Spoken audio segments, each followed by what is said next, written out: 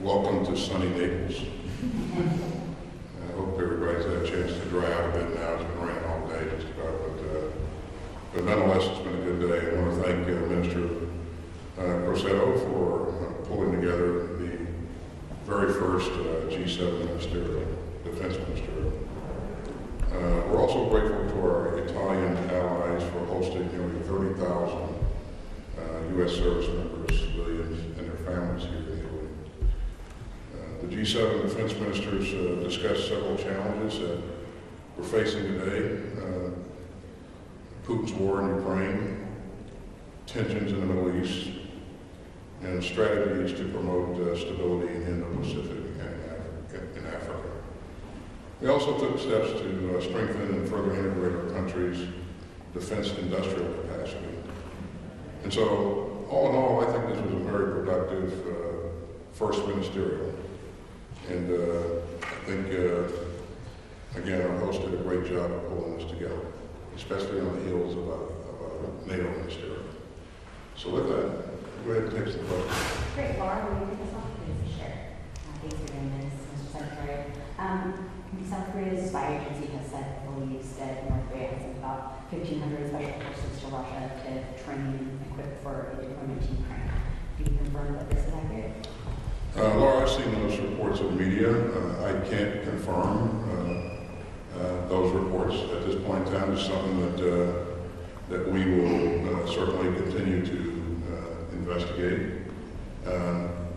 If that is the case, it's serious, obviously, and but it also indicates that Putin is having trouble. You know, we know that he continues to lose a lot of people. You heard me say before that he's lost somewhere north of 350,000 people killed and wounded, and we believe that number is probably much higher than that. So, you know, we saw him go tent cupping to North Korea and Iran months ago when he began to experience serious problems with munitions. And so, if this is the case, then this would be doing the same thing for people. But again, if that's true, it's serious, something that we'll continue to watch. Without speaking about North Korea's potential intent, can you confirm that there are North Korean soldiers now being equipped in Russia? I can't confirm that, Laura. So. Great. Phil? Mr. Secretary, the G7 statement today stresses the importance of supporting UNIFIL, yet UNIFIL says it has come under several deliberate attacks by Israeli forces in recent days. Do you agree the Israeli military has deliberately attacked UNIFIL? And what is your response to these concerns? Well, certainly UNIFIL plays a key role in 1701, making sure that you know there is a possibility to put into play that agreement if there is a ceasefire in the future. So we need the UNIFIL forces there, and they work with the LAF forces. Certainly, I've seen and heard the reports that UNIFIL forces have come under fire. I've raised this issue with my counterpart, Minister Gallant, and again, it's a war zone, so a number of things can happen. He assured me that there's no intent of him or his forces to target UNIFIL forces. But again, I continue to emphasize how important it is that those forces don't come under attack. So. Rob? Thank you, Mr. Secretary. One of the points, or two of the points, at least within the joint declaration today, indicated the G7 is seeking to deter China and maintain the status quo in the region, both in support of Russia and its expansion in the South China Sea, particularly with regard to your talks with Japan's defense minister today in Bilat. What more can you share about the goals that you see being achieved through this agreement?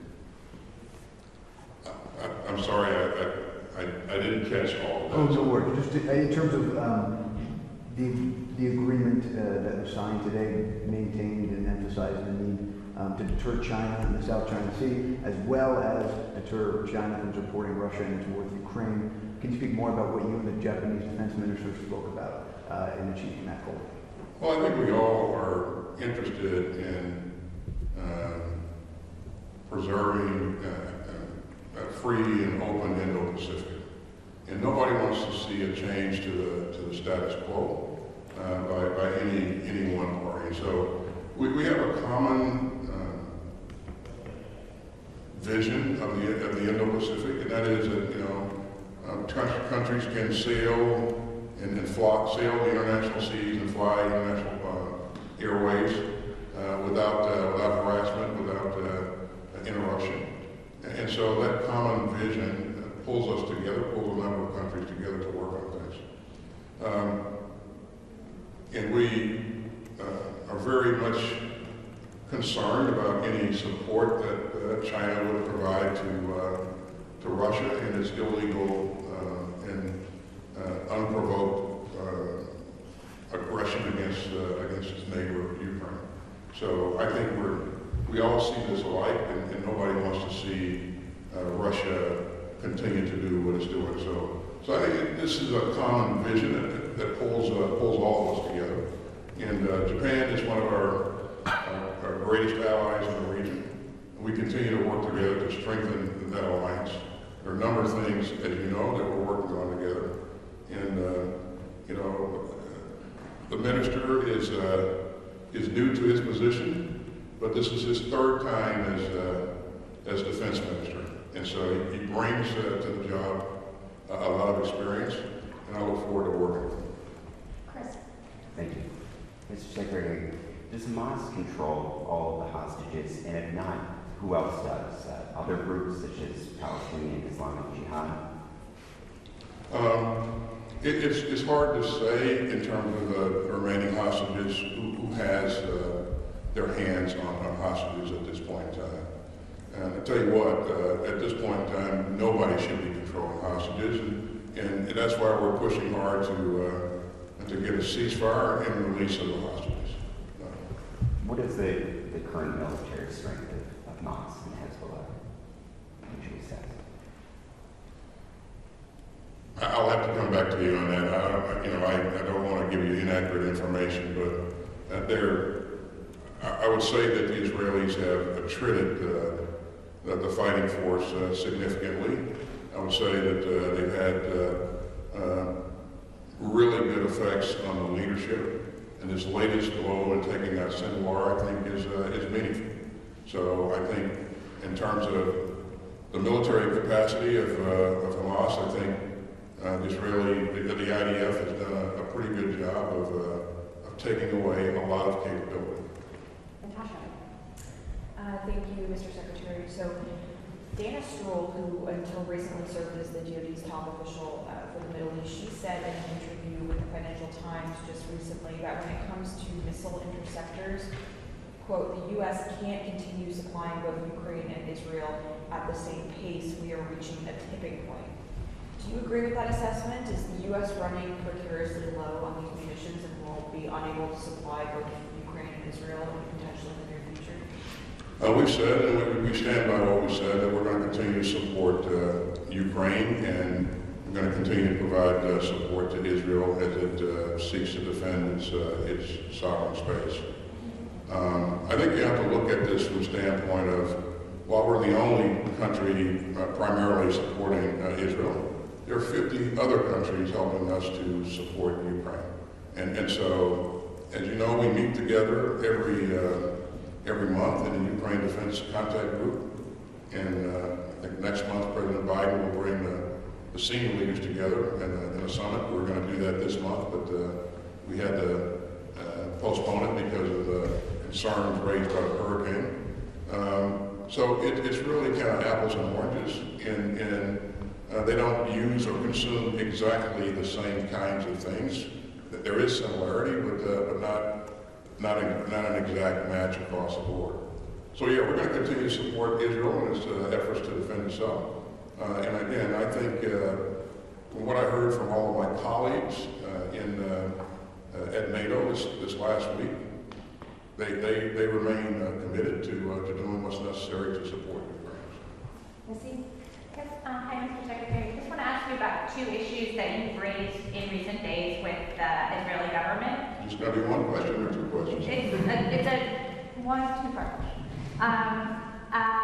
First, on you and Secretary Blinken wrote this letter that was made public to the Israeli government, raising concerns about the delivery of humanitarian aid and giving them 30 days to demonstrate improvement on that. I think that was about 6 days ago.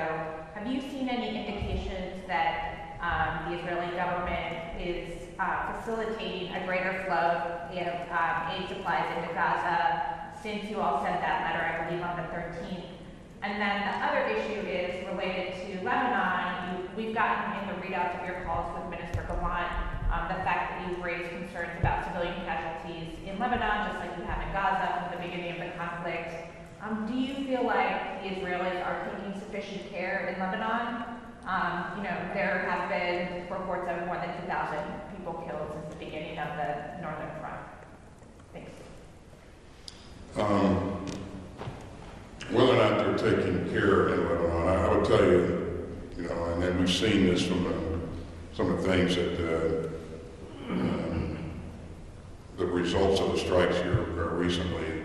First of all, LH makes a concerted effort to put its headquarters in materials like rockets and missiles in and amongst the population. And so that makes for a very difficult battle space. And any time that an adversary is doing that kind of thing, it's inviting opportunities for collateral damage. Having said that, I say the same thing that I said about Gaza and continue to say. The numbers of casualties civilian casualties have been far too high. We'd like to see Israel scale back on some of the strikes that it's taking, especially in and around Beirut. And we'd like to see things transition to some sort of negotiation that would allow civilians on both sides of the border to return to their homes. And that's the point that I'll continue to make with Minister Gallant. And I think, yes, he does take on my input.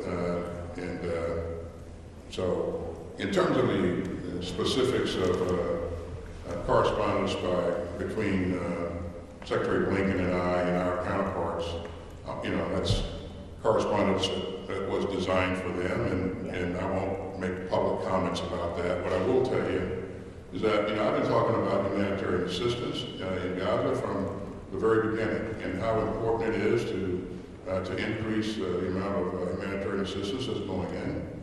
And what we saw recently is a sharp decline in the amount of HA that was going in. And so we need to bend that curve in the other direction. We need to make sure that the civilians in Gaza are getting what they need to survive.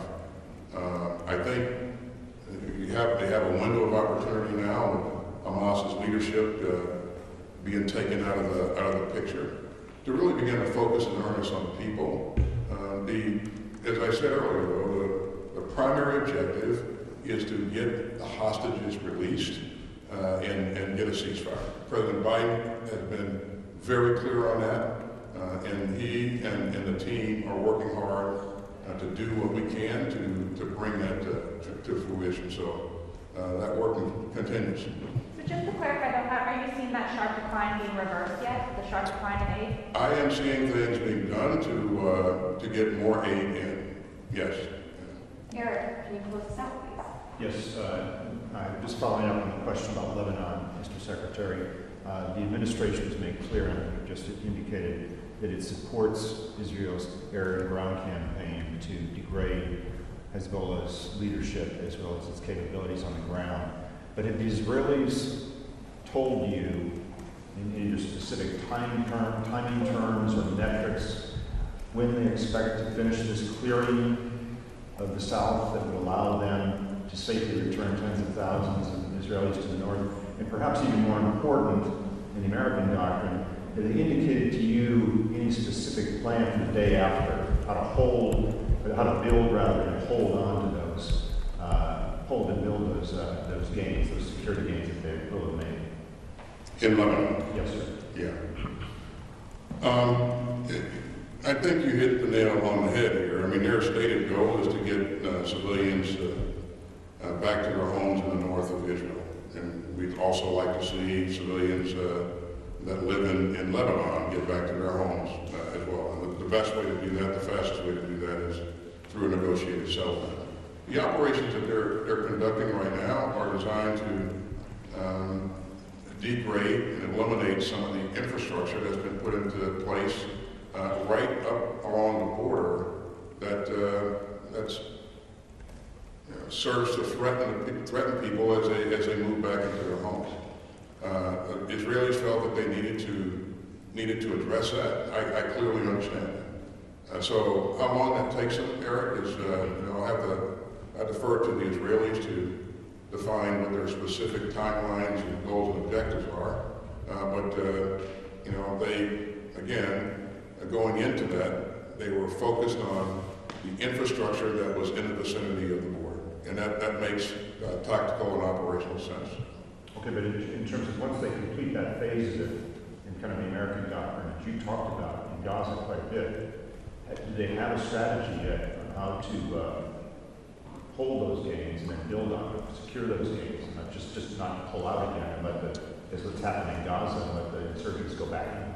So, the LAF and UNIFIL would, UNIFIL is designed to help provide that stability in that area as if and when the Israelis pull out, and working with the LAF. So I'm sure that's the approach that they would like to take going forward. Do you think those two organizations are capable? Do you think those two organizations are capable right now of actually doing that? The lab? Eric, I won't comment any further. We are committed to working. The international community is committed to working with the LAF and UNIFIL to help them get what they need to be able to be effective in operations. Thank you. Thank you.